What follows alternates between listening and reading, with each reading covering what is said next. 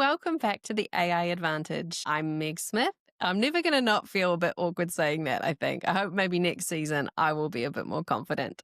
I'm here with Mark Smith, my co-host, and today is the last episode of our first season of the AI Advantage show. And as you can see, we're a little festive today. So today's episode is going to be a little bit different in the... Stop laughing at me. 14 episodes in and I'm still awkward. That's okay. This has been so fun for me. So this has been all about the skills that we think that every person needs to develop to really thrive in this AI-enabled world. So if you are just joining us now, you can go back and listen to those episodes. There's one per skill, so you don't have to listen to them in order. And I really hope they're helpful. And if they are helpful, send us a message, because everyone who has sent us a message has really given us, energy and encouragement in this process. For me, I fumble my way through. I'm just learning this as a brand new podcast host. But I know for Mark as well, it gives you energy, right? Even though you've been doing this for like 7 years. Totally. Absolutely does. So today's episode is going to be about what should you do if you lose your job. So Mark, do you want to talk a little bit about why that's been percolating in your head over the last little while? Yeah, so I've been listening to an audiobook recently, and it was recorded in 1956, so it's not modern by any stretch. But it's one of the books that I'm going back to that was impactful probably 30 years ago in my career. And I'm going to play you a soundbite from this, and the book, as I said, was first published in 1956. It was called The Strangest Secret. Don't get it confused with more modern books, that has the word secret in the title. But it was by a gentleman called Earl Nightingale. He has since passed, and his wife, though, is still alive. He died in 1989. He died. But he survived Pearl Harbor, a little fun fact about him. And in his career, he recorded over 7,000 audio shows across a 40-year career. And if I was to distill down his one thing, and even he said this himself, his core thing is we become what we think about. That was it. We become what we think about. And so what's that? 6 words. Pretty concise way to sum up his entire body of works. But I was listening to this, and I'll actually play it for you, and then let's have a chat about it. Sounds good. I remember watching a television news program in which laid-off workers of a closed Navy yard were being interviewed. The announcer asked, "What are you men going to do now that the Navy yard is closed down?" The man nearest to him said, "Well, I guess we'll just have to wait for it to reopen again." Another man said, "I've worked in this Navy yard for 25 years. I don't know anything else." In 25 years, a person could learn to do heart transplants in his spare time. What were all these people doing with the 16 hours a day they were not working? What about weekends and vacations? Take a pen and paper and work out the number of hours the average working person is actually on the job during a typical year, then subtract it from the rest of his or her waking time. If an hour a day were devoted to learning, to anything of a valuable nature, the ending of a job would be an incidental thing or an actual benefit. And how about think time?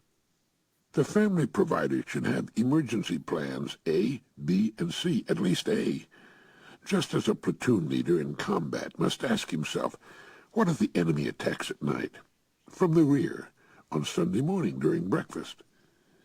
The family provider should ask, and work out on that legal pad, what do we do if the company I work for goes out of business or lets me go for any reason?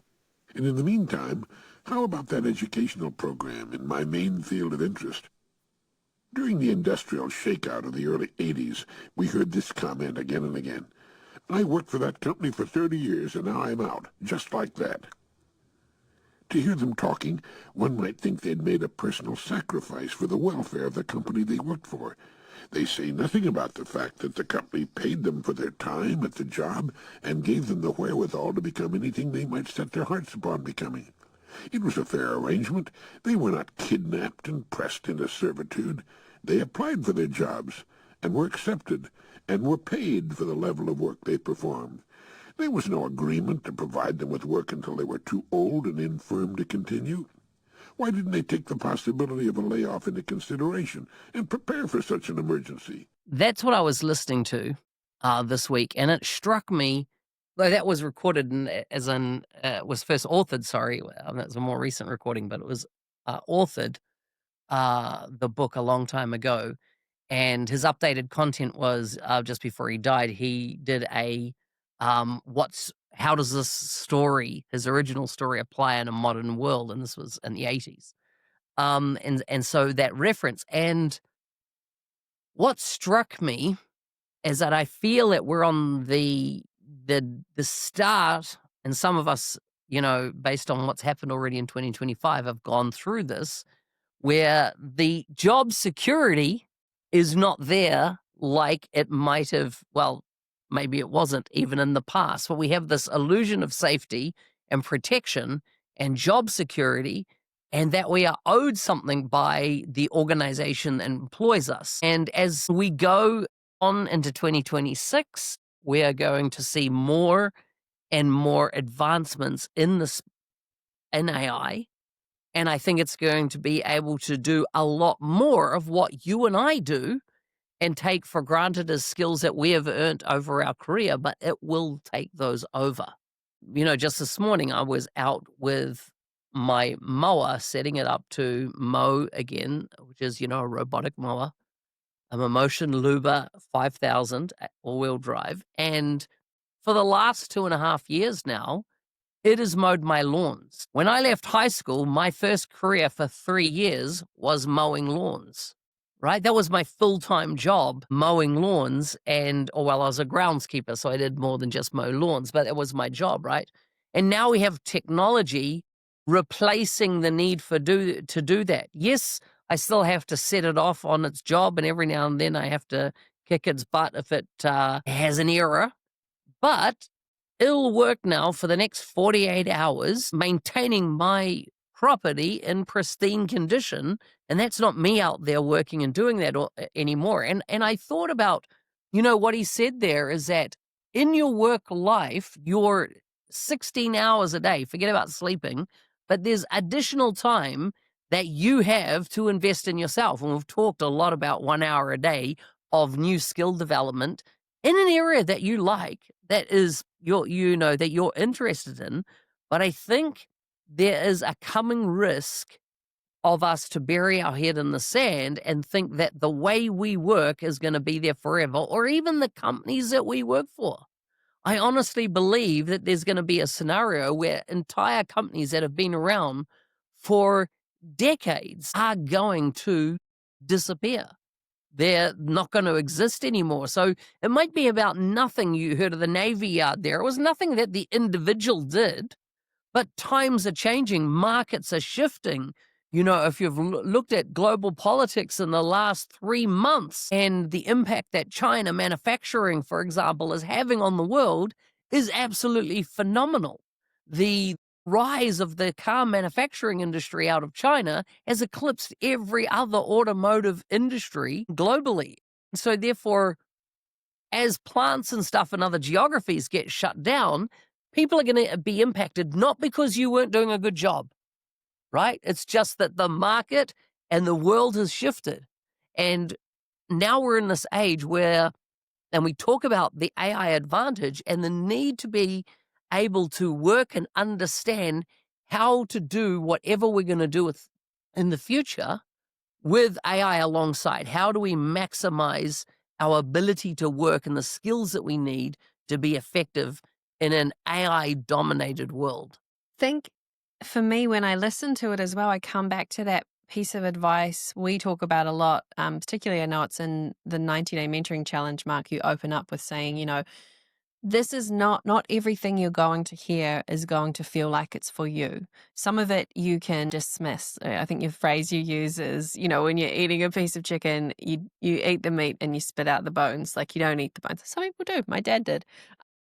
But, you take what's good for you and then you leave the rest. Now, I could hear in that particular sound clip some stuff that wasn't for me, right? And I do see this a bit in hustle culture these days, in this like, real, like, it's almost parody now, isn't it? This like, you have to do, like the most you can with every single moment of your every single day. Productivity, productivity, productivity. He kind of goes 16 hours when you're not working. And straight away, I'm like, well, I'm always working. I have kids. So the not working at work is then like, working in other stuff. And that's true. Like, that's why I love hearing the perspectives as well from people who have a life like mine, to then go, but hey, I still found the hour, or I found 10 minutes, to be honest, to start with. I didn't lose my job, but my job was no longer viable for me and our life when after having our second child.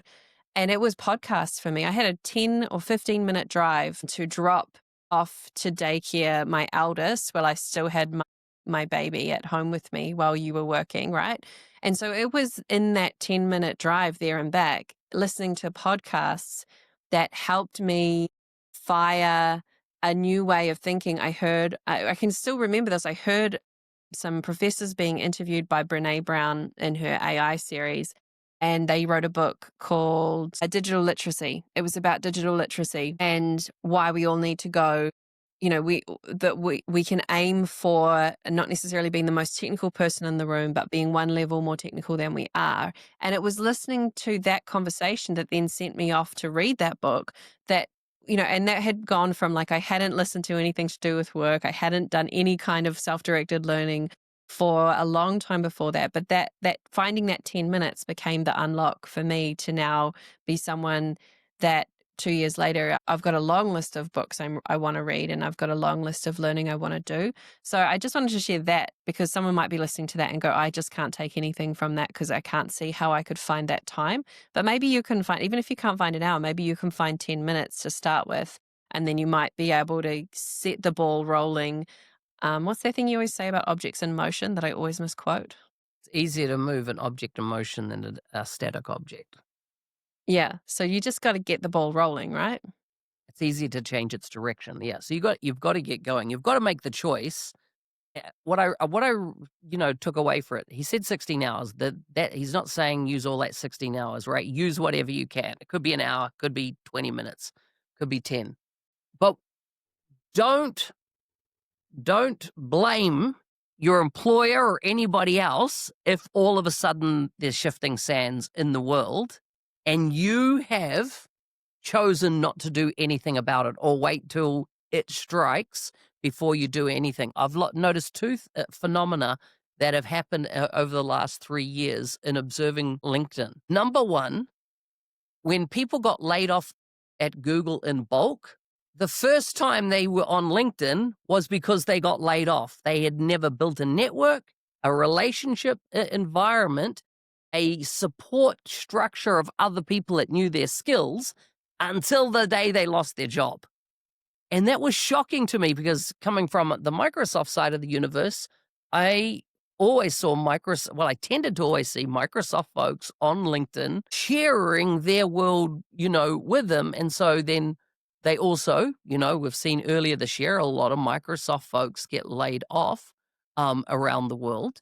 And once again, all these people come on and they're like, oh, heck, I need to brush up my LinkedIn. I need to put the word out there, But, a paper came out of Stanford years ago, and it talks about the strength of weak ties and the importance of having a network. And I'm not even talking about skills here now. I'm just talking about having a weak tie network, a network of people that know you and know what you do and what your skills are, because that network, they don't have to be your best friends. That's the whole concept of weak ties, is that out of that becomes the ability to connect you to potentially your next opportunity.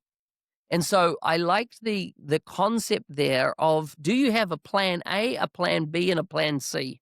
If this should happen to you next year in 2026, will you be in panic mode because it took you by surprise? Or will you have a plan A, B, or C that you can potentially switch to and go, alrighty, I'm ready for this? And I was thinking about, like, practically what are some of the things that I did, right? Because I did this, as I say, 2 years ago, or a version of it. I also just want to say, like, from friends of ours that have been laid off and been through layoffs, expect in that plan to need a little bit of time, because there's emotions to ride out in that, even when you know that it was not a decision. I think it was not a decision made by a person. Sometimes, most often, it now seems to be made by software. But regardless of whether you think it was a targeted decision or something made, they're still going to stir an emotion in you, and you're going to ask yourself, "Why me? Why was I laid off? Why?" Some people we've spoken with and mentored have said, "Why was I laid off again?" Because, again, by no fault of their own, they had ended up in a system that decision was made. So then that depths of resilience, which we spoke about last week, you're going to need to be able to draw on those in that time. There's no way to skip that step. But there are also practical things that I remember doing that helped me feel more in control. So one of them was to look at our personal finances and cut the fat.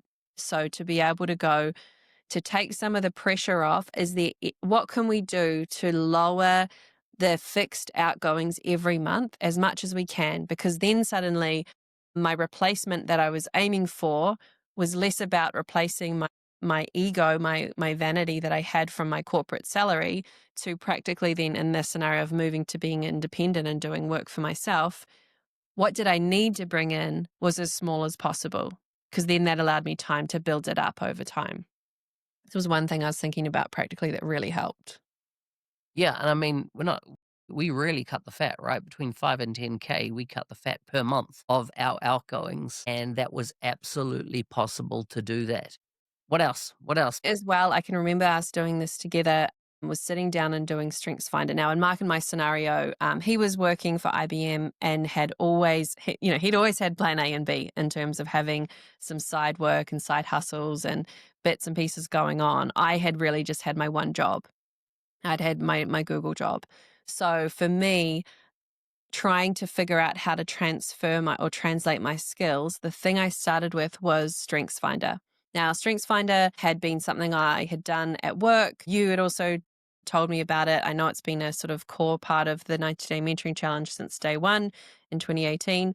And so that's by Clifton, and it's an online survey you can do based on research. I think there are other versions of it, but that one is really great. It's really robust. It comes out with this rubric of, basically, based on what you put in, this picture of what you're good at, and then being able to understand how to develop those strengths further, how to find opportunities that allow you to play to your strengths. And for me, like, I've got them written on a Post-it note in front of me right now, because going back to those strengths at the point where I was, the optimist looks at the situation I was in and goes, "You could do anything. What do you want to do?"